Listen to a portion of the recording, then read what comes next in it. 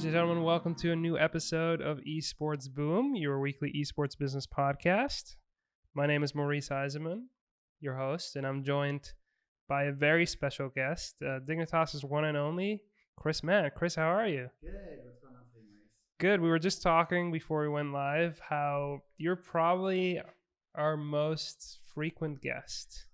This will be my third appearance on the Esports B.O.O.M podcast. You're probably the first one you're completely sober. No, the first one I've been sober on all of them. I mean, we had some craft beers on the last one. That was good. We enjoyed some beverages, but it's the middle of the day, and I'm getting ready to go to TwitchCon later today and been bouncing around New York and here and meetings. So it's a good thing that I'm hydrating with Game Fuel today. Exactly. Sitting on our Rainer gaming chairs with our HyperX mouse. So we're just, it's all about our partners. Exactly.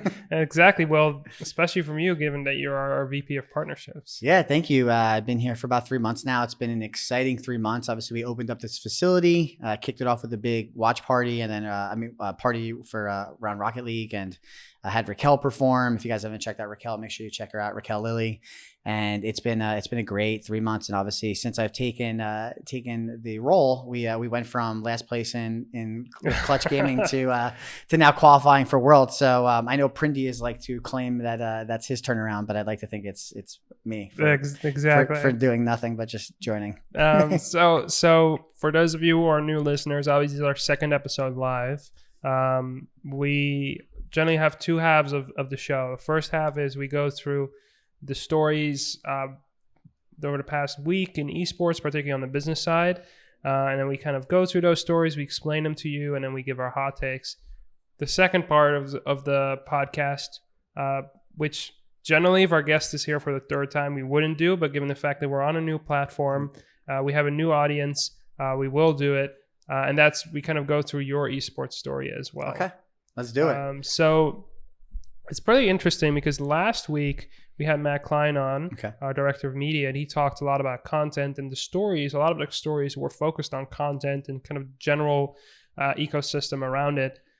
Very interesting how now that we have a partnerships person on, a lot of the stories are around partnerships, particularly things that you have an interesting background with. So we'll go right into it. The first story is Louis V partners up with Riot for Worlds. So a little bit of background, Louis Vuitton and Riot Games announced the partnerships for the 2019 League of Legends World Championships, where our League of Legends team Clutch Gaming is going to. The French fashion house will design a trophy travel case for the Summoners Cup, which is a big trophy, the same way it has done with the FIFA World Cup and the Rugby World Cup. But very interesting, in addition to that, Louis V's artistic director of women's collections, Nicolas Gasquier, will create digital assets for League of Legends players. So this is in-game, right? This includes unique champion skins, which for those of you who don't know are outfits for playable characters, and a capsule collection, which is a randomized reward set. So this is really one of a kind. This is really unique for a variety of reasons. Before I give my opinion on why this is such an exciting partnerships, first, kind of want to hear from you. What are your initial thoughts? Yeah, I think it's great. I mean, obviously it opens up a completely new category, high fashion category, which, I think you're always like, well, how do we open up new categories in the space? And across sports and entertainment, there's always new categories opening up, and you wouldn't immediately, say, oh, high fashion makes sense for esports, but it does, right? And especially with the Worlds being in Paris and the Worlds being the biggest esports event on the annual, in terms of viewership, right? So them making the case is something that I think could be even something they do on a long-term basis, almost like the Stanley Cup case. Yes. And obviously the Epic trophy for Worlds is something that deserves a case that is from Louis Vuitton. So opening new categories, great. Obviously, high fashion brands haven't been in the space. There are brands like Puma that have a deal with Cloud9. Obviously, these are sweet. These are beautiful. These are Dignitas colorway Pumas. They're not made specifically for Dig, but I had to show them off. But I think it goes to the category, right? Like fashion, whether it's high fashion or everyday fashion, streetwear, culture. We're going to continue to see those categories open up in the space, just like they do across traditional sports and entertainment, whether that's Adidas, Nike having the jersey deal with LPL.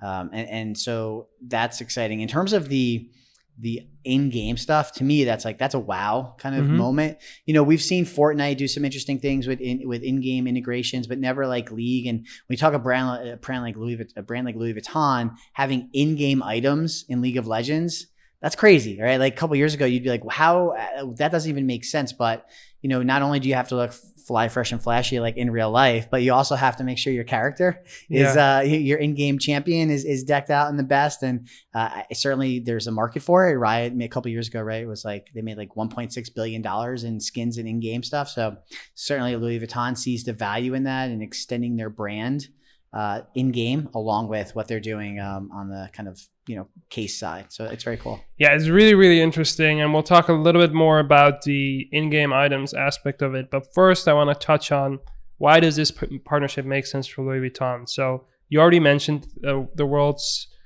will be in Paris. The initial part's in Berlin, and then the finals are in Paris. Obviously, Paris is the fashion capital of the world. Louis Vuitton has a large presence there. It makes complete sense. However, when looking at the audience of Louis Vuitton, the fastest growing market for kind of luxury goods is China. Absolutely. And a large part of League of Legends viewership comes out of China. Sure. I like to say that League of Legends is the official sport of China. I think it's the most watched national league in China. Yeah, well, if you look at viewership in terms of North America versus Asia, especially the Chinese market, we're always trying to exclude the Chinese market from when we have conversations with North American brands, and there's a reason for that. It is, like you said, it is like it's their NFL, right? It's their big sports and entertainment property. And as a global brand like Louis Vuitton, with such a focus and their business being in the Asian market, specifically China, it makes perfect sense. You have this global presence, a global brand that's extremely focused in a market that is the largest market for this game. And to me, the amount of opportunity that they immediately insert themselves in a conversation that they may have been in. They're not in the esports and gaming conversation, but they're already probably part of the conversation in everyday life for the audience in China.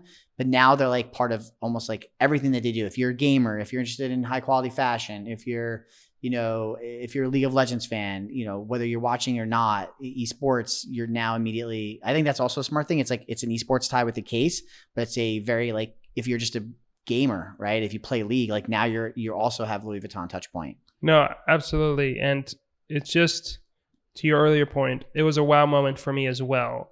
Like seeing the actual skins, or we will see the skins in game, being designed by Louis Vuitton. I think it's a game changer. It's not only a game changer that it's high fashion, that it's in game, but in particular, it really shows I think a key moment of change for Riot's philosophy as far as the game. I mean, obviously we love Riot. We're partners with them with Clutch Gaming, and franchising really has opened their eyes towards monetization of the game.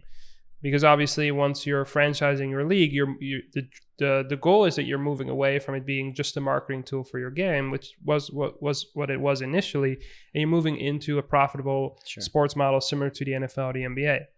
I think also it's obviously my background, having worked on T-Mobile and done a deal with Worlds a couple of years ago, and Overwatch League for T-Mobile as well. Like there's always conversations about getting in-game content and in-game, assets to give back to your customers. But I think it's really interesting here in terms of the value that they can deliver, right? Like we know that a skin is not going to make you play better, but if you're someone like me who just sucks at League of Legends, maybe I'll look better, I'll feel better, maybe I'll play better. Well, I imagine that a Louis V skin is going to be significantly cheaper than a Louis V, suit or bag. So is there going to be a premium on a Louis V skin versus like your typical run of the mill skin? And that's going to be interesting to know. I would imagine it's probably a little bit more expensive. Obviously not to the scale of the physical products, but it's really interesting. At least that way I can say that, I have a piece of Louis V in my collection. Hey man, if you can afford it, go for it. So just quickly, you touched on how you've done deals with Worlds before, with Riot Games and with the Overwatch League, and how in-game items were always a hurdle there, right? It's always something that, especially a couple of years ago, that you wanted to explore, but at the time the ecosystem was a little different. Yeah, and I think especially like once you make the franchising decision, which is what Riot Games is doing, which is what Blizzard is doing, at that moment, the excuses fall away, because your main point is you need to make a profitable business, and obviously your in-game opportunities are a really big part of that.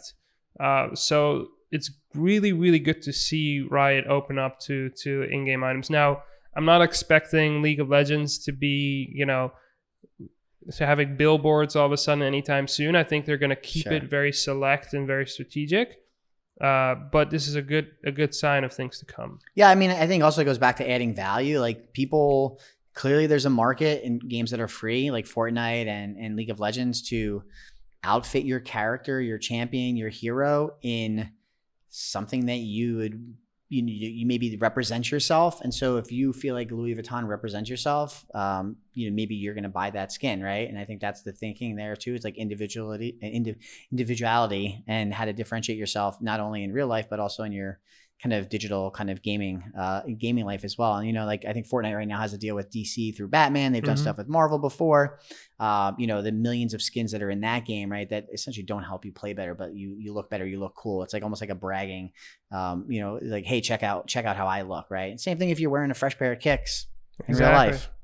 So to that point as well, you're going to Worlds most likely, right? Likely I'll be out in Paris in early November, probably like the 8th, 9th, or 10th. Have you ever been before? I have not been to Paris. Only have been to Italy and Europe. I'm talking about Worlds. Oh, I went to yeah, that too. I have been to Worlds when it was at MSG. I think the semifinals. Okay, so you've never been to Worlds finals before? No, never finals. Is there going to be that dragon that swoops in? Because I want to get on that back. I hope so, man. It's I feel like it's one of those, Worlds is one of those experiences where esports experience, it's always tough. I think it's always a really tough sell to say that the in-stadium experience is refined yet. I think a lot of esports tournament organizers are trying to find a way to improve the in-stadium experience other than just you're looking at a big screen. I think Riot in particular is the best at creating experiences while you're there. I mean, you were talking about the AI dragon, right? We see I think it's called KDA, like their K-pop band with like the projectors. Like, there's stuff that they're doing that's a real experience, and I'm really, really excited to see what they're going to do. Yeah, I mean, obviously, Worlds at MSG was a little bit different than what they did in China last year, and how they've stepped up the game and the in-arena experience. Again, it's entertainment, it's culture, it's bringing those together to create a really unique experience. I think Overwatch League, certainly their inaugural finals last year at Barclays Center was an experience. Like, that was the first esports event I went to and I'd been to like 10 Super Bowls and all these major, traditional sports events. And when I walked into Overwatch League finals last year, I felt like I was at a big event, like a big cultural happening. And that was like an oh shit kind of oh wow moment. BlizzCon's been a great moment in the past that I thought, but obviously it's more of a convention than like a finals. And so I think that, Overwatch League certainly has raised the bar in terms of what a finals experience looks like in esports, and Riot has continued to raise that. And its competition is great, and let them continue to battle it out, because it only benefits the fans, the teams, and the overall experience. Yeah, absolutely. And just before we move on to our next story, I think Riot has made a significant positive step as far as attracting sponsorship over the past year. Just to name a few, when we're looking at the LCS in particular, we obviously have Alienware, we have Secret Lab, and we have MasterCard. We have Red Bull now joining as well. Quicken Loans as well. Quicken Loans. Louis Vuitton now on a global level. The LEC is doing tremendous work as well. Sure. I think Kia is one of their sponsors. When you're going out to the world and you're trying to position League of Legends esports in particular, our team Clutch Gaming, what's the story you're telling? Yeah, so I think for us next year, especially, we've built a ton of momentum for the official return of Dignitas next year. I think it's the biggest story in esports heading into 2020, and this momentum that we've created through Clutch, like their turnaround and what Michael and the Clutch team has done to turn that team around is phenomenal in terms of the partnership story. So how are we approaching like League of Legends and that? Like, yeah, it's the biggest story in esports. Look what we've already done. Imagine what we're going to do in the future. This iconic brand like Dignitas. Also, in terms of League of Legends as a game and as a platform partnerships, there is no bigger esport in the world than League. And in terms of LCS in the US, it's the third biggest league behind, of course, the NFL and NBA. But when you talk about future proofing your business, and talking to that coveted 18 to 34-year-old demographic who is ad blocking, who is not consuming traditional media and sports as their essentially parents had done in generations previous. I believe it's 88% of the fans are in the 18 to 34-year-old coveted demo, whereas I think the NBA is next and it's in the low 30s. So there's a drastic gap in terms of how do you reach this 18 to 34-year-old demographic who isn't consuming media and marketing as they had in the past, and where do you go to future-proof your business? Well, you should go to League of Legends. You should look at that as that has to be something that's in your marketing mix to reach a younger audience, and again to future-proof where your audience is coming from. Because we know, audiences get older, right? Mm-hmm. You, myself, anyone will pass their fandom down to their children, to their relatives, to, most of the time, those of us that are in this digital space, whether it's gaming or online influencers, are much more influential in our group of friends than maybe someone who's not, right? We're the resources, what shoes should we buy? What sneakers are the hot ones? What's a great brand right now?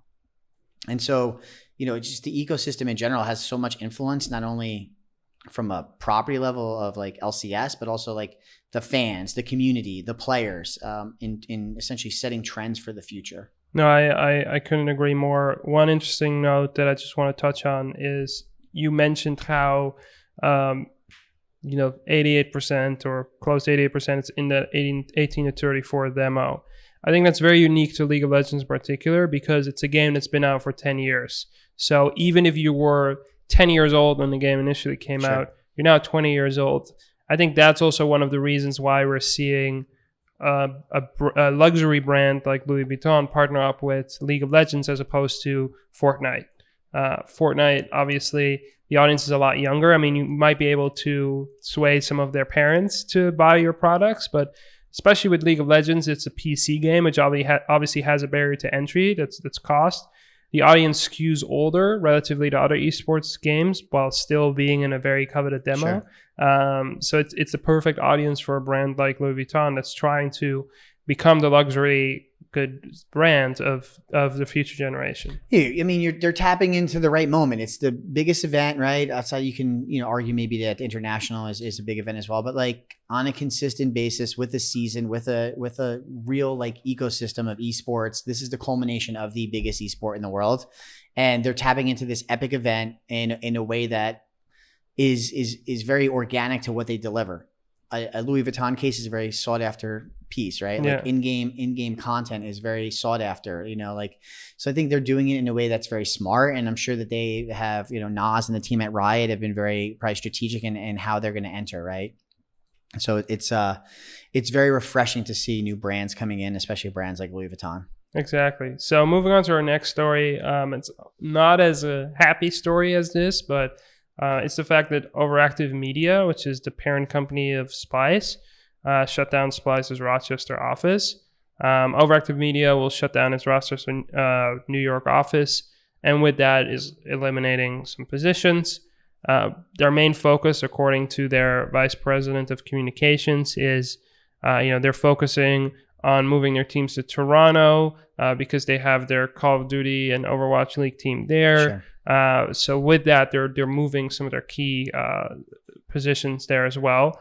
The organization is also evaluating a potential rebrand of its LEC team, currently named Splice, potentially to be rebranded to Mad Lions, which was a former Spanish brand that the team took over. So they're expected to make a decision about that very soon. Regardless, Splice will still be a big esports brand that will live under the Overactive Media umbrella. Sure.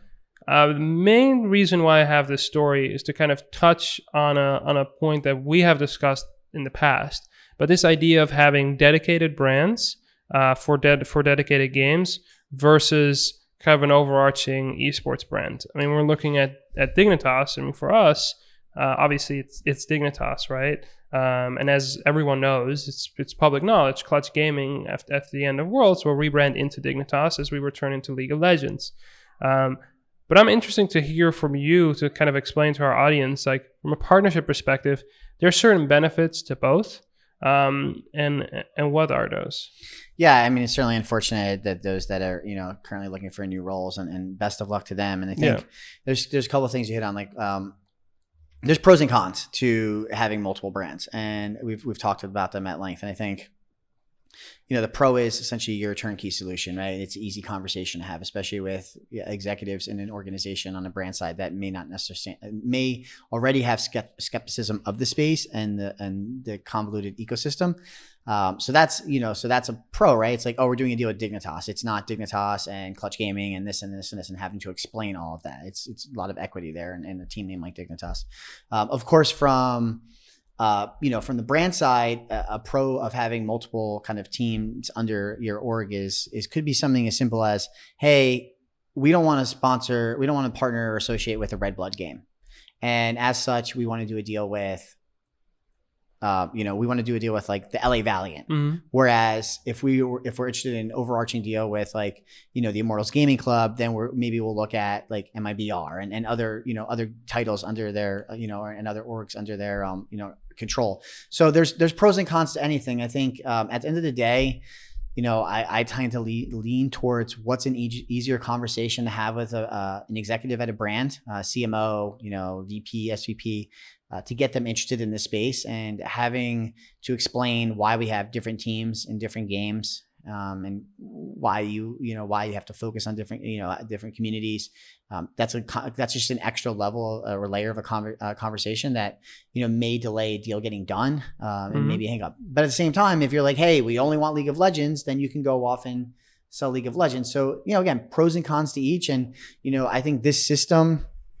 The team system, there's a ton of teams, right? Like I don't think anyone will disagree that the market is saturated in terms of the number of teams. And I think what you're going to see is, and it's already started to happen, the consolidation of teams, and Immortals, Optic, Clutch, Dignitas, what's happening, I think will continue to happen. Teams that have infrastructure that are run by really smart people, like an Ari Siegel on the Immortal side, are going to continue to thrive with their resources, and teams that may not necessarily have those resources or understanding of how to approach partnerships or how to approach brands, or or tie to specific VC dollars and thinking they're going to make a quick investment. Those teams are, I think, going to continue to be merged with teams with more infrastructure and resources down the road, which is going to be really great for the ecosystem, because then it's not going to be as saturated, and the opportunities for brands are going to be much more straightforward, like they're used to seeing in traditional sports. Yeah. So let's dive a little deeper on your conversations with brands. So you're in a unique situation. We'll talk about your background, obviously, at the second half of the podcast, but you're in a unique situation in the sense that you have been on both sides of the table. You've been on the agency side, obviously representing brands and talking to brands. And for the past few years, you have been on the team side. So what is it like? How has the conversation evolved, both from the partner's perspective? So how do brands now look at esports, and what is their knowledge of the space and their eagerness to get in? And also, how do you see the team side evolve as well with what they offer to partners? Well, I think 3-4 years ago when I first got involved and was working on T-Mobile, I think there's been a drastic change. And I think it's folks like myself, the folks who work on the business on Riot, partnership sides, other teams, Overwatch League, and the great team with Josh Sella and Brandon Snow that they have over there. Like, we understand how to talk to brands and how to grow partnerships. And I would say 3-4 years ago in esports, I wouldn't say every team or every property, but I don't know if that was the case, right? I think it was a young ecosystem that had a lot of dollars being thrown around by brands that probably weren't as educated in partnerships as much, or had as much experience. And when you get brands like Anheuser-Busch, when you get brands like T-Mobile, AT&T, you get brands that are very seasoned in terms of what they've spent in traditional sports, and evaluating partnerships based on metrics, working with Nielsen's and Gum-Gums of the world to justify what those spends are. And I don't know if 3-4 years ago that was necessarily the case in esports. You would get a proposal. There'd be a number on that proposal. Usually it'd have a lot more zeros than it should have. And you'd say no, and then you'd go from there and negotiate. Whereas now, I think one of the benefits of having folks like myself on the team side is approach it very strategically. Yes. Work with the Nielsen's and the Gum of the world, stream metrics, delivering value. Hey, this is why it's priced at this level. Here's the value that we can deliver. Here's why you should be confident, just as you would be confident in spending money with the NCAA or NFL or the New Jersey Devils, spending money with us as well. And I think that's where the space is greatly matured in terms of how we approach partnerships with brands, because brands coming into the space are very educated on how they spend their dollars. And I think another thing that you really need to consider that I don't know if it was considered years ago, even 3 years ago, it sounds like such a long time, but it's not, is this space is relatively new still. Esports Dignitas been around since 2003, but really the way that this space has been approaching partnerships is still evolving and new. And like, I always go back to the NFL has been around for 100 years, right? Like the way that they approach brands 50 years ago, 60 years ago for the first Super Bowl is very much different than the way they approach brands now. And so we're still at a very early stage of the esports space being defined. What are the metrics? Is it AMA? Is it concurrent viewers? How does that come into play? What does that mean for brands? Like, we're still defining the right metrics to approach brands. Are we a media buy? Are we a partnership buy? Are we a combination of both? What agencies should we talk to? Like, this is all questions like that I deal with on a daily basis. And you have to be very flexible and almost like a hybrid approach. And so the conversations are new, they're nuanced, they're different. Education is a big part of it. And I think what's going to happen is, 2, 3, 4 years from now, the conversations will be very much different than they were 3 years ago when I first got into the space. And hopefully, we can be at the forefront of evolving those conversations and bringing in new brands, like a Louis Vuitton, to the space and make them feel comfortable in terms of how, the same way that they would feel they're, sponsoring or partnering in another sports entertainment property. So that's big. And I think another thing is, you have to remember in this space, in any space, if you're a brand marketer and you've spent money with the NFL for 10 years, and now me as an esports team, property, League of Legends, whoever comes to you and says, you need to be in esports.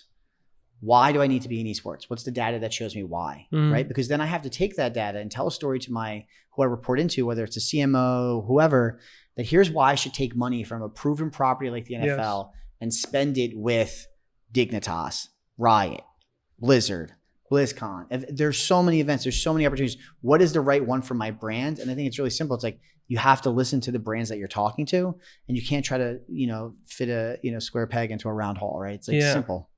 It's a line you've said before and a line I continue to use, but you just touched on it again. It's the conversation isn't why should I invest in esports necessarily. The conversation is not only why should I invest in esports, but as a result of that, why should I take away money from the NFL, like proven properties, and put it into your business? Yeah. And I think that's something that a lot of people that are looking at the space are forgetting, because they're looking at esports and they're like, it's up and coming, it's a young audience, that's great. I mean, great, absolutely. I if I have money to spend, I'll spend, and sure. But we have very large partnerships with the NFL, and now I have to take away money from that partnership. You need to come with something very appealing. Yeah, I mean, if you're going to ask somebody to spend money with you, like, it can't just be like smoke and mirrors and snake oil and sprinkle pixie dust and be like, give me $1 million for this esports deal. Like, you've got to be backed by tangible, your strategy, your partnership has to be backed by tangible numbers that say why. Right? And I think that's a way this space has drastically changed. And it's obviously it's for the better, because there's more brands that are involved, more non-endemic brands, and kudos to the guys at Overwatch League and in them bringing in a ton of top tier non-endemic brands, and now Riot as well. I think there's an incredible story that's being told and will continue to be told.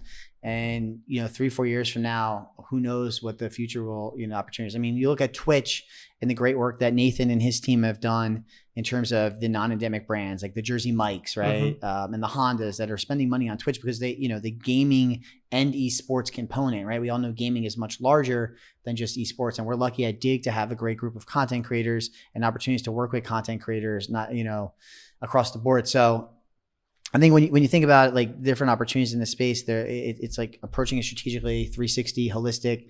How do you do a deal with a team? What do the teams offer? Teams like Dignitas offer incredible value to brands, because we're in 6 games and each game is their own community, and each community needs to be talked to in a certain way, and different values can be driven, whether you're in the FGC and doing something big around Evo, or you're in a more structured league like League of Legends that has, spring, summer split, mid-season invitational, all-star, like a very more structured season, right? So or if you're in a game like Fortnite that is the ecosystem is more geared towards maybe influencers, and growing them, and then an occasional big esports event. So at the end of the day, it goes to what are your goals as a brand, and how can each title, each game help you. But at the end, teams offer immense flexibility to reach a diverse audience. Yeah, brands are becoming a lot smarter. And to your point on the difference between gaming and esports, thanks, Patrick. A super interesting story that you have probably an interesting point of view given your history of working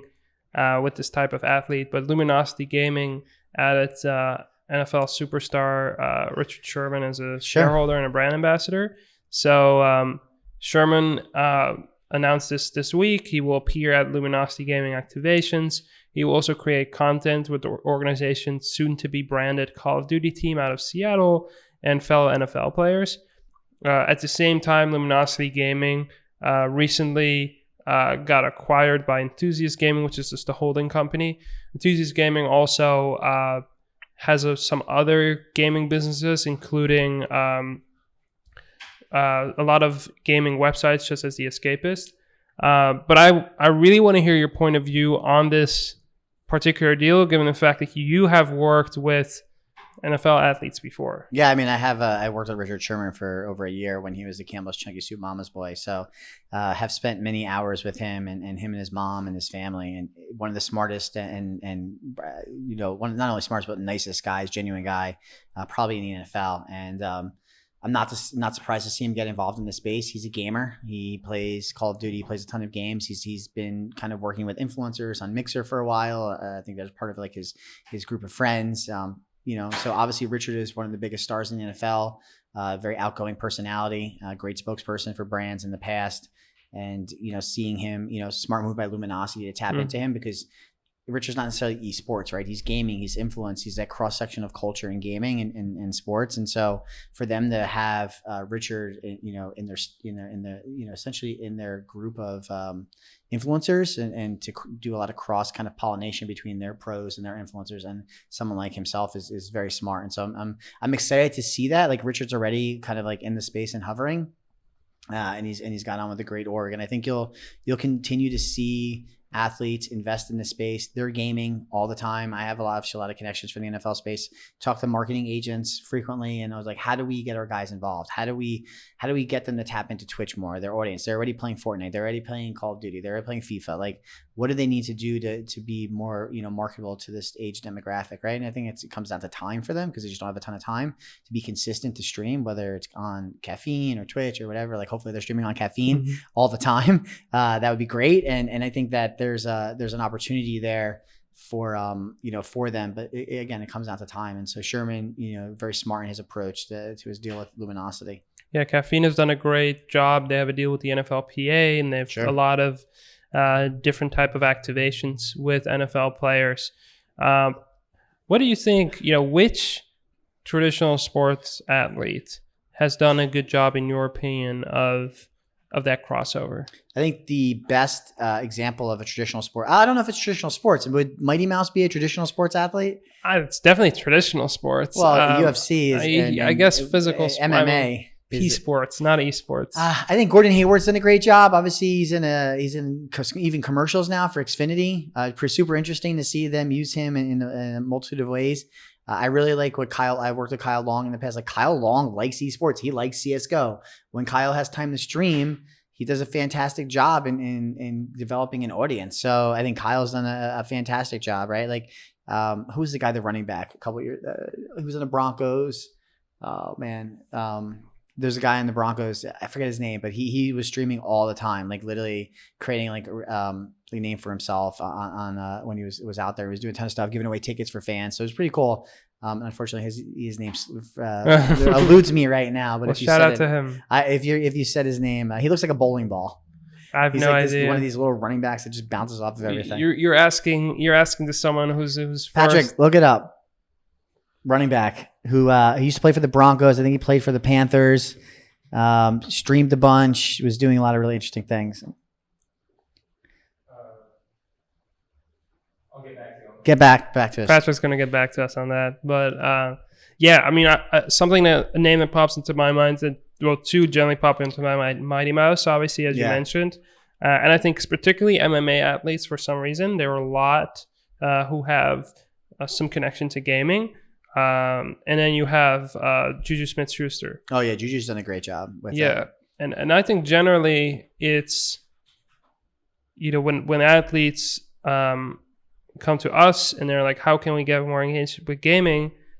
My answer always is just tell the world that you are a gamer. Yeah. Like, not everyone has the time to put in hours and hours of streaming. I mean, Hunter Pence is a great example. Yeah, Hunter's done a great job in that. We'll talk about that in a second. And then to that point also, like, not everyone can have something like a Coral Sword, which is Hunter's gaming cafe and Twitch site.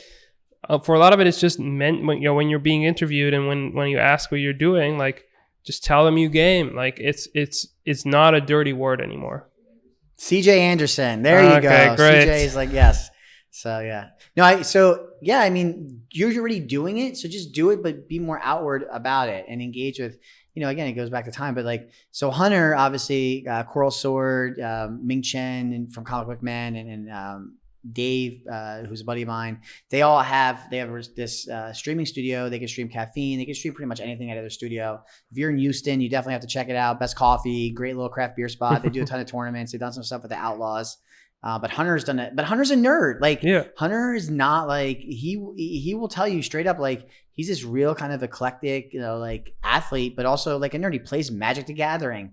I don't know too many players in any traditional sports that play Magic.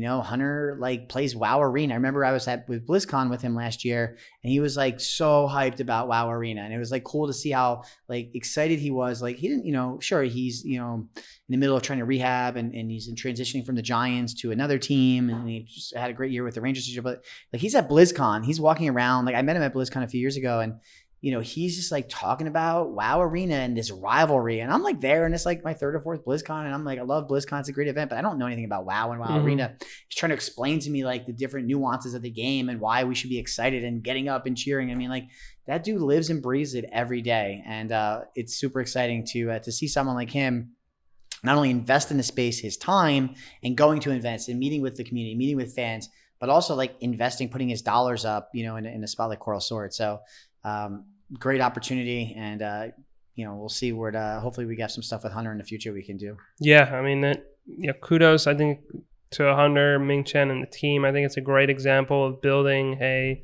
360 business and identity that's natural to you. Yeah, I mean,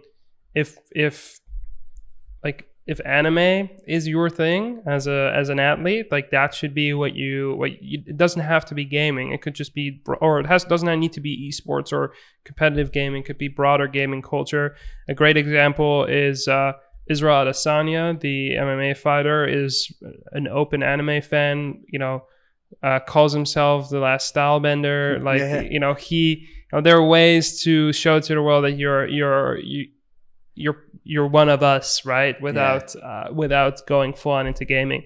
So now moving on to the second half of the podcast. So old school listeners will already know a bit about your background, but I think it's still good to kind of walk through it and particularly focus on the newest part, which is you're now part of the Dig fam. Yeah, man. So, it's and new listeners, but now you have viewers because you're streaming live on Caffeine. Exactly. From the Caffeine studio live at the Dignitas headquarters, located right next to the Prudential Center. Exactly. Home of the New Jersey Devils. Season opener this Friday. Super excited to have guys like PK Subban, Jack Hughes, Wayne Simmons, Gusev. Like, this team's loaded. We're excited. We're excited to be next door to them, because part of the Dig fam, we also get to hang out with Nick Carter. Oh, yes. Who came through and Nick Carter already got a shout out last week. I know. Nick. Oh, did he? That video will be coming out. I think our team is editing it, so coming out pretty soon. Maurice, you were like, you were like a little fanboy with Nick Carter. I had to get your photo taken. Of course. It was pretty, I don't know. I became a Nick Carter fan that day. Meaning I was a casual fan. You were a casual Backstreet Boys fan? But you just said that live on Caffeine. They have good music. But they came in and Nick Carter came in with a what's it called? Duke Nukem shirt. Duke Nukem t-shirt on. Yeah. first, he was so gracious. He comes in, he starts playing, and before, he starts talking about building his own PC and liking, Valve games and going through the list of games he and I'm like, like we said just now, like this is a real gamer, right? Yeah. So why wouldn't I be a fan of him? Well, what's your favorite Backstreets before we transition to more esports related boom conversation? My favorite Backstreet album is Millennium. Oh, okay. What was your favorite song off of that? I think I Wanted That was on Millennium. Who's hosting this podcast? Maurice Eisner. So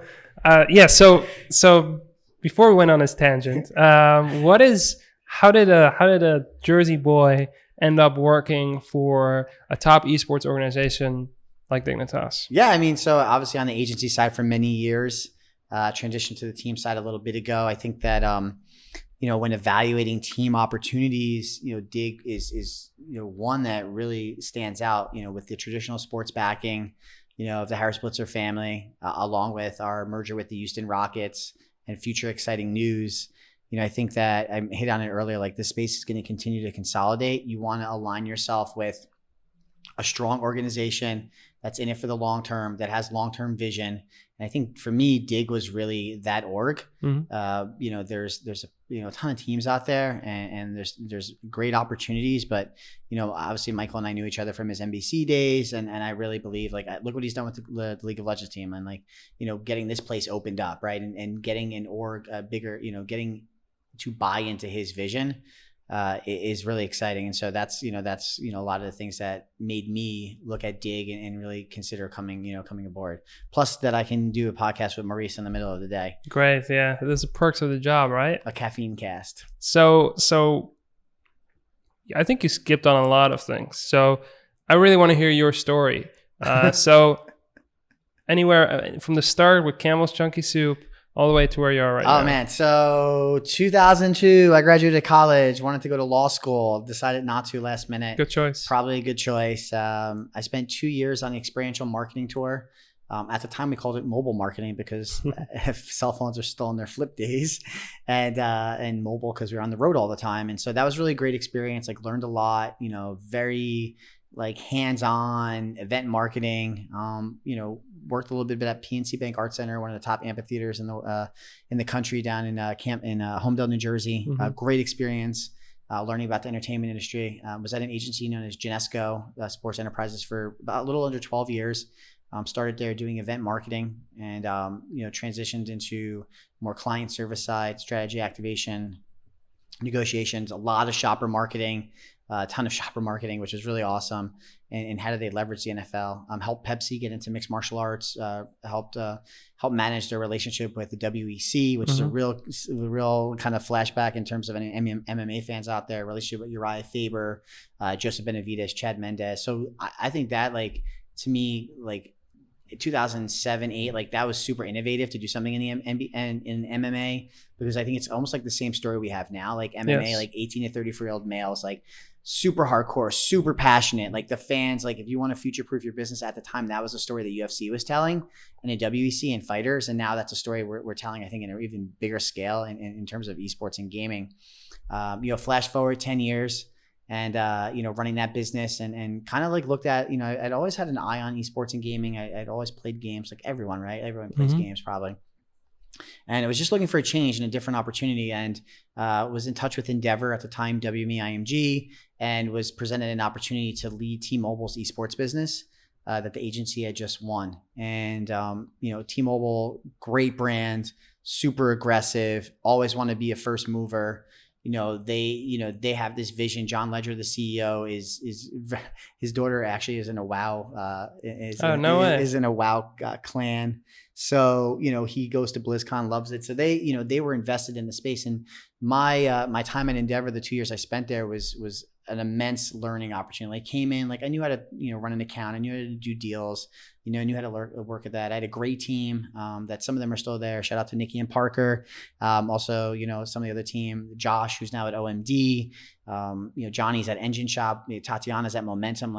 These guys are all stars in what they're doing right now. Some of them are still in the esports space, working on some really big projects and brands. So, we all learned together, mm-hmm. and we had opportunities to work at BlizzCon and with Twitch going to E3 and creating a great activation, working with, we did some really cool stuff with Overwatch League. We did Overwatch MVP, Golden Boy, who made that famous at BlizzCon a couple of years ago, and like really made it an organic part of the conversation, almost made it a meme, which is really cool to be part of that. And Alex does a great job, obviously one of the best in the business. And so, after being in the space for about, on the agency side for about 2 years, thought there was a big opportunity on the team side, just in having so many conversations with teams about how to talk to brands and get them in the space. And, flash forward, 10 months and I'm here, at Dig. And I think there's a really, and we already talked about kind of why I'm at Dig and the opportunity here. And so obviously a lot of learning in the last 10 months and, but I think the opportunity to be here and take that experience working with brands. And on the team side, I think there's a lot of interesting, intangibles that I bring to the table that I think I have already hopefully paid off for the Dig side. Yeah, we're very happy to have you here. Very grateful to have you here. We're going to hug on camera after this. Oh, of course. But one thing I want to touch on is last week we talked about Hugs and his partnership with New Belgium. Yeah. You actually were in Colorado. And you were on tour with Hugs, touring the New Belgium brewery. You can say a tour, yeah. So talk about that experience. What was that like? Yeah, it's, so I, at previous experience working with New Belgium and working, getting some FGC guys, relationship with them. I had actually been speaking to New Belgium for the last year plus. Patrick Beer Tortuga, very innovative in what he's doing out there in Fort Collins and how he's approaching it. We've got actually some really cool meetups this weekend at TwitchCon. Hugs is doing one from 4 to 6 on Saturday. Mm-hmm. So if you're at that event, check it out. Hugs does a great show on Caffeine, with Shofu, and we'll continue to see him do cool content. But he's super passionate about craft beer. Yes. As you and I are as well. And so obviously we have the relationship with New Belgium. Great job by Jordan on the HBSC team to get that deal in place. And, taking advantage of the opportunity to, Patrick, asked me how we can, work and look at bigger things. And if I could help, tell the esports and gaming story to some executives and their marketing team there, mm-hmm. and had us go out and, we had a great conversation with them about where the space is going, where Dig is going, opportunities for them to look at. Of course, Hugs had a great opportunity to tour the facility.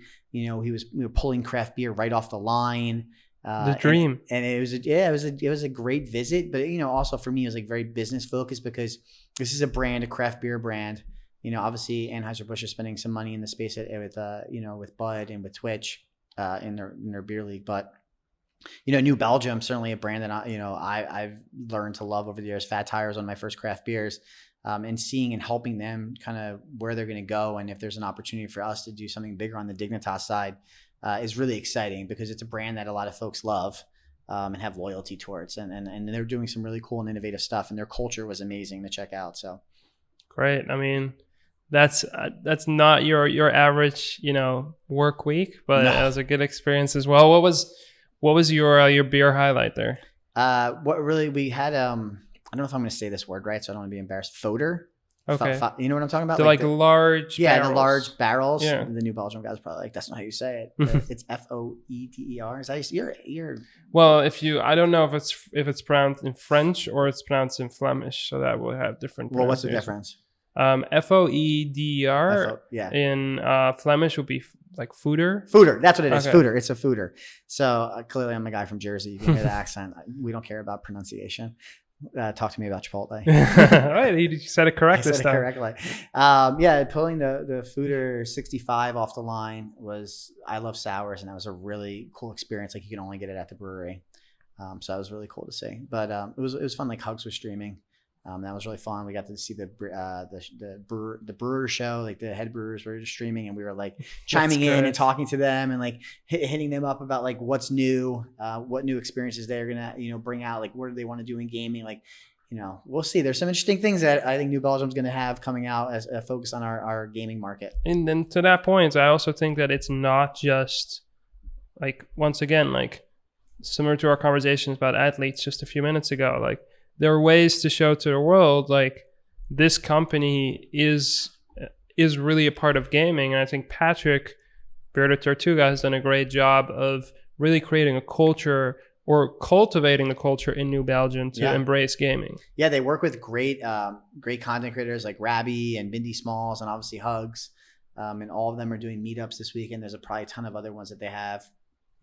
Patrick sends them like beer boxes every month and cool swag, like the Voodoo Ranger bobblehead. And he really makes them like he like you said, he's cultivated a community of, there's already a ton of gamers in Fort Collins and New Belgium, but also, who he's aligned himself with in terms of content creators and influencers, like Hugs is a craft beer drinker, and he loves craft beer. And so for him, like going there was a great experience that one, as being part of Dig is one that we could help deliver to him as a benefit of being one of our players, right? And content creators. Like I think that goes a long way in how we try to take care of our players and explore opportunities for them. While it may not necessarily be, it's a good deal for the org, but the relationship is with Hugs in New Belgium and not necessarily with Dig in New Belgium. But we're here to help him amplify and bring that into him because we know that it's something he's passionate about. Of course. So another interesting point as far as partnerships is some of the trends that we've been seeing over the past few years. So we already touched on the professionalization of the esports side, the brands becoming a lot smarter as well. When we're looking, but one thing that we didn't touch on was categories. What are some categories that you can expect going into esports over the next year or two? And what are some categories that you might not expect to get into esports, but you would love to see get into the space? High fashion. Well, high fashion just got in. High fashion was awesome. All right. Like, I think you and I we had this conversation like a year and a half ago, probably on the first or second podcast that we did. And obviously it'll come back up now on caffeine. And when we do this cast is that I think QSRs, I think that quick serve restaurants, I think that is a category that's ready to explode. You've seen Wendy's dabble, you've seen the success they've had around Fortnite and some other things that they've done in the space. And especially with the relationships that they have cultivated. You've seen Jack in the Box with their deal with Envy and Fuel, but there's more. There's a ton of opportunities out there. Like the QSR, the person who's eating at QSR, pretty much everyone, right? They're also gamers and they want to have those experiences and those, the experiences brought into the game. So I think that's a category that you'll see. How do they bring value to the community? Is it like, leveraging DoorDash or Uber Eats or Grubhub, like live stream order, like, click here, chatbot, click here, caffeine. I'm streaming on caffeine, use this code right now and order on DoorDash to save X on Wendy's, right? Like there's those opportunities that you have, that two-way in real time conversation that doesn't exist in traditional marketing. That I think those guys are starting to see the value of. Especially like think about like a dinner time stream, like say Shofu's like sitting here streaming on caffeine and like his audience is watching and he's like, yo, I've got this I've got this Whopper and you guys like check this out, use code whatever on DoorDash, Whopper on DoorDash or Shofu on DoorDash and you could get a hookup like free delivery. Like that's, his audience size and the value that he would bring through having that conversation. Like check this burger out, right? Like you can't do that. Like you're not going to, Odell Beckham can't do that in an NFL game. Yes. So it's different, right? I think that's a category that has immense value and opportunity. CPGs, consumer packaged goods. Obviously we have a great relationship with Game Fuel. And how do we take our relationship with Game Fuel and not only help them launch this new brand that's designed specifically for gamers and this product and the R&D process, but now take it to the next level. And how do they use Dignitas and their relationship with Dig as a way to, do shopper marketing? And how do we leverage that, my expertise and the organization's popularity to help them essentially create experiences to leverage with the Walmart, right? We're seeing like We Are Nations has the League of Legends jerseys now in Walmart. So clearly Walmart sees value in it. But we need to unlock those shopper marketing opportunities that I think will continue to be interesting, not just on e-com, but actually in store. Yes, I think shopper marketing in North America, because in China there's a lot of that, and Korea there's a lot of that, but in North America it's not there yet. Some part of it is, or I think a large part of it is just, big retail stores or big grocery stores are just need to catch up. Yeah, they're not educated on the space yet. I also think a part of that is just only the last year or two have we seen a real mainstream acceptance or mainstream embracing of gaming and esports. You go on Jimmy Fallon and you see someone like Ninja on there. That's something that we couldn't have imagined 3-4 years ago. And generally, big stores like a Walmart or a Target are always like a few years behind. Yeah. But I think it'll be very soon. I think pretty soon we'll see, big League of Legends. We'll see Huni, on a on a can of game fuel or something like that, right? I would love to see Huni on a can of game fuel at my local Walmart. That would be pretty awesome. That would be the dream. That would be the dream. Yeah, dream scenario. So, as someone who made the transition from traditional entertainment, traditional sports to esports, it's kind of a transition that a lot of people are making. Yeah. What is some advice? What are some of the differences that you've seen between both spaces? Well, I think, there's a lot of differences. I mean, like going from agency to esports team, especially an agency like Endeavor, it's kind of probably crazy, most people think, which probably is. But, I think that, I think there's so many great skilled professionals in the traditional sports space that are looking to do something different. And esports is the opportunity for them to do something different and to leave a mark on a new space and help guide that space to grow and for the future and be innovative, right? Like everyone wants to do something new and different, make money, right? So, some of the watch outs, I would be like, when if you're looking at a team, make sure you're going to the right team, a team with long-term vision, a team that isn't going to sell you smoke and mirrors. I think that's really important. I think that's a big watch out. I think the leagues, I think the Blizzards, the Call of Duty League, the Overwatch League, platform like Caffeine, great opportunity to help them grow and launch this new platform is immense. And so going from traditional sports to esports and gaming doesn't necessarily have to be to going team side. It could be going to Caffeine. Mm-hmm. It could be going to a league. Just like in traditional sports, you could go to the NFL, you can go to an agency, you can go to a brand. Same thing here, and those new opportunities are expanding, and esports and gaming are growing the sports business, the sports management job pool. Now there's more jobs, and I think that's something that needs to be considered as well. I think when you're looking at getting into the space, she just had a conversation with my neighbor about this. He's like, I want to get into sports management, and like, tell me your story. And I relayed, and I was like, the same skills that you would have in marketing and business, working outside of esports, outside of sports, are very similar skills to you would need to be successful at a job in esports and gaming. Just like you would need to be working in the NFL. If we're hiring an accountant, we're looking for the best accountant. Yeah, I don't care if you're the best League of Legends player. Like if you're not a good accountant, like I'm gonna hire the best accountant. And to that point, what are some cultural differences you see between both worlds? Cultural differences. I mean, I think it's a hard one. I mean, right now, like there's a certain level of maturity on the traditional sports space that is being evolved. I think on the esports and gaming space right now, but it depends on the org. Every org is different. Every team league is very different. The way the Overwatch League operates, like the sales guys, they come from the NFL. Like they're very buttoned up and professional, as they should be, because they're approaching very non-endemic brands for opportunities to invest in that league, whether it's Overwatch or Call of Duty. Obviously, like I just got out of a meeting and I'm wearing a button down, I had a sport coat on, and that's very much like probably different than some other esports teams that maybe approach presenting to brands. Yeah, I mean, it's a business. It's a business. I think one of the most exciting things I've seen over the past few years is esports finding a way to become more buttoned up while still keeping its flexibility and certain edge too. Yes, and certain edge as well, in the sense that a good example can be we now use third-party platforms like Gum or Nielsen, but our partnership proposals that we put in front of partners are super original, and they're not like some traditional sports organizations might do. They look at the assets that they have left to sell and they try to tell a story around it.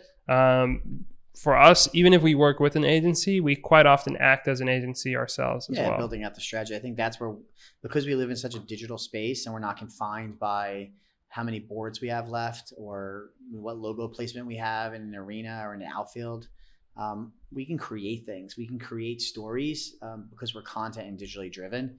And the opportunities for us to engage with partners in our community are really, pretty infinite. It's like, how much content can we produce? You don't want to saturate it. You want to create really compelling stories. You don't want to be like the NASCAR of these sports teams and like every day we're cutting out some new story and content. So I think like keeping true to your roots, keeping that edge about you, but also doing what we do best, which is tell brand stories in a way that's that's good to our community and for our passionate fans. I think also, you're going to continue to see the evolution of what a team is, and what Dignitas is doing really well is we're not just a team, we're also a media company. Yes. And we also operate at the crossroads of culture, music, entertainment, and esports and gaming. And I think that, diversifying our portfolio yes. of what we can offer a brand and through a partnership is extremely important. Then got a few more before we end up. But what is, you spend your day talking to different brands, and what are the strongest misconceptions that you see between us as an esports organization and what the idea of an esports organization is for brands? I mean, I think we're very much positioned probably in a very positive way because of our relationship with the Rockets and Harris Blitzer Sports and Entertainment. Like that immediately gives us a leg up because they know coming to us, there's a certain level of professionalism and excellence that we will bring to our brand partners that frankly, may not be the case across the space because we're held to a different standard. Like I hold myself to a different standard. Mm-hmm. Any relationship that I have, it's about that relationship. That's how things get done. And so I think misconceptions, in the space still are esports teams don't know how to, grow a brand relationship. They don't know how to, price things that deliver value. Mm-hmm. These are misconceptions. I would say this, if you're an esports team or property and you're looking to partner with a brand, make sure that relationship is positive. Yes. Because what's going to happen is down the road, if they have a bad experience with you, which a lot of brands did early on, they're not going to want to spend money in this space. Mm-hmm. And so you got to think about it whoever's selling at another team, another org, if you screw up, you screw it up for the whole ecosystem. Yes. You screw it up for Caffeine to try to get a partnership. You screw it up for Cloud9. You screw it up for Dignitas. You mess it up for everyone because now you've left a brand manager with a really bad taste in their mouth, and they could go from one brand to the next brand to the next brand, and everywhere you go, that seed's been planted. Don't do anything in this space. And so please treat your brands with respect, with loyalty, and deliver value and show them that, they are the most important thing because they're the lifeblood of any organization. Yes. It's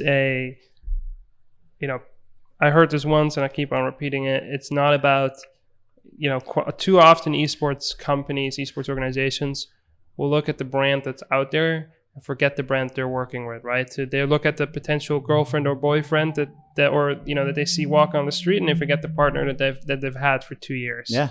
And I think as esports professionalizes, they realize yes, our space is moving at 1,000 miles an hour, but real value in traditional sports are, the Devils have partners they've had for 10 plus years. Yeah. And those are partners that are the cornerstone of your business. Mm-hmm. Absolutely. Campbell's was with the NFL for, I don't know, maybe even going on 20 years now. Visa's been with the NFL forever. The NFL has a great partnership activation team and sales team.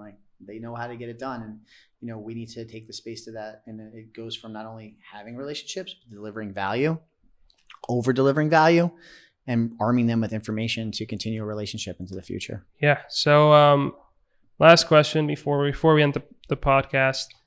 If people are looking to get into partnerships, whether that's sales or whether that's activations, what are some pieces of advice that you can give to them?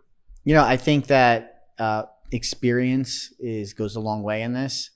But I think at the end of the day, it's creating really meaningful relationships with people that will, whether you're in sales, activation, agency side, team side, property side, whatever you're on, creating really meaningful relationships. And what I mean by that is, and this happens way too much on LinkedIn, right? It's somebody randomly connects with you and then 6 months from now, hey, can you help me get a job? I don't know you. Why do I, because I don't know you, why am I going to help you? I don't have a relationship with you. Mm-hmm. So create relationships, make them meaningful, foster them. Don't make it one-sided. And there's a really great book I read a couple years ago. It's called The Power of Who. It's a very short, easy read. I highly recommend, if you're interested in getting into sales, marketing, activation, you read it and you'll understand the value of a relationship. So, and start those relationships early. It doesn't matter if you're a high school kid, intern, college, whatever, like start your relationship building now. Like start making, building those relationships so that when it's time for you to get a full-time job, you already have the experience and the leg up on others. Great. Well, thank you very much, Chris. I appreciate you finding the time here for the podcast. I know you got a crazy month ahead of you. It is what it is. It's the game. TwitchCon, Worlds, and a whole bunch of other stuff in between. Yeah, man. You're speaking soon, right? Tomorrow we're doing it's the Tech Society. Actually, Raquel Lilly and I will be speaking out in San Diego. I think it's in La Jolla. I'm at TwitchCon it's like the world tour. Then I'm at TwitchCon on Friday for a little bit. And then Esports Bar next week in Miami. We're going to be doing a keynote with Game Fuel. So really excited about that. That's on the 2nd. San Diego, Miami, maybe Paris after. You're going on a world tour. Buffalo on Monday. Buffalo. Yeah, man, it's great. It's exciting, right? It's like, that's the beauty of this space and being at a team like Dignitas. Like, the opportunity to get out there, create all these relationships, meet with people firsthand, like the resources to do that, is second to none for Dig. And I think our relationship with Caffeine, having a studio like this, speaks volumes to what we're able to accomplish. And then also today's my son's 6-month birthday. Congratulations to Henry. So Henry turned 6 today. So I saw him this morning before I rolled out. And he's growing every day. So I would love a deal if there's a Pampers person watching, Pampers, Huggies, whatever. Call me, please. Well, thank you very much, Chris. It's been another episode of Esports Boom, and we'll be back next week. The Boom.